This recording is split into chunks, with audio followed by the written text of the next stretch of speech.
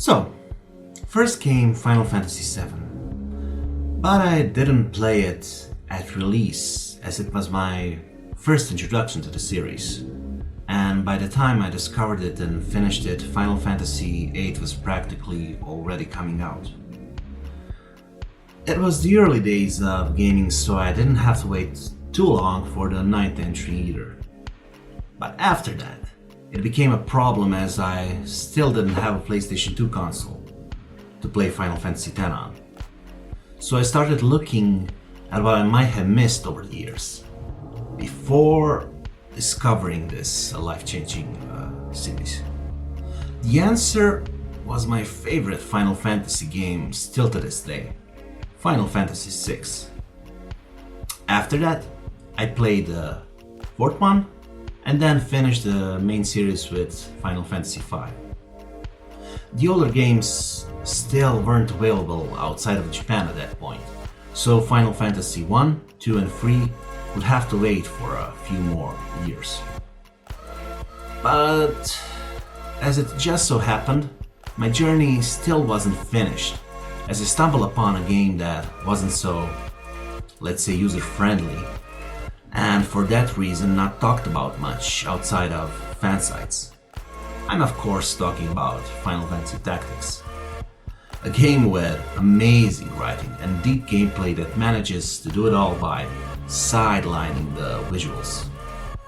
That formula was by no means targeting everyone, but after some mental adjustment and losing some bad gaming habits and expectations, it became clear that I wasn't started.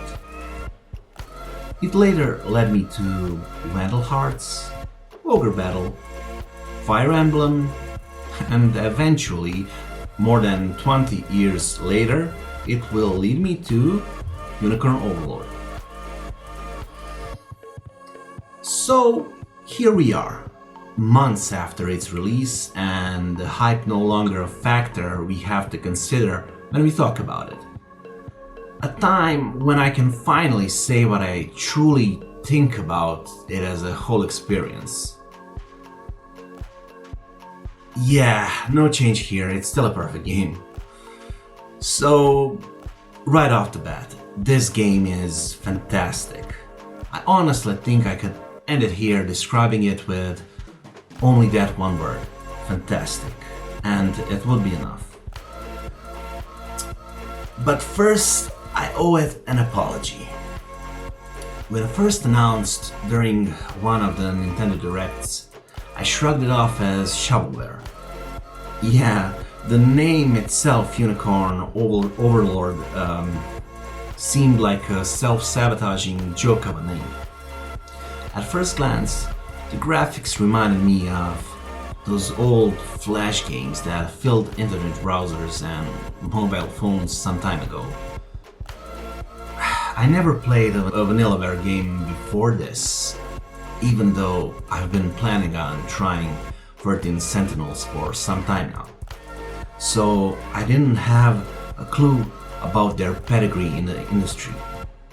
So I gave it a chance only after the first reviews hit the internet with glowing praise. So now I honestly regret judging it on such a superficial level. Not only is it a fantastical tactical JRPG, but it also innovates and modernizes the genre in the same way that Final Fantasy VII Remake modernized the turn-based system. It left the core untouched while managing to infuse a needed update. Very hard thing to do. That is what I would have said if Valkyria Chronicles didn't do it first. But it doesn't take away how good and essential it feels regardless of who implemented it first. If you played either of them, you know what I'm talking about, that infusion of real-time into the legacy tactical turn-based gameplay. And if you played Unicorn Overlord, you know how it most definitely isn't just cosmetic change device that leaves the new more action-based generation. It comes across as so natural and logical that I can't believe how it never occurred to me that it was missing before now. Yeah, I say missing because it feels so essential for the experience that it sort of ruined my take on some older games. It just works and will probably become a more common staple of tactical RPGs from this point on. Endless praise could be said about this one, but nonetheless I'm cutting it short here, as one of those praises is an enormous roadmap that I'm still exploring and kinda wanna get back to as soon as possible. So, until next time, along with Unicorn Overlord, let us try and remember all the games I mentioned in the introduction. Remember, new words to old games gives them new life.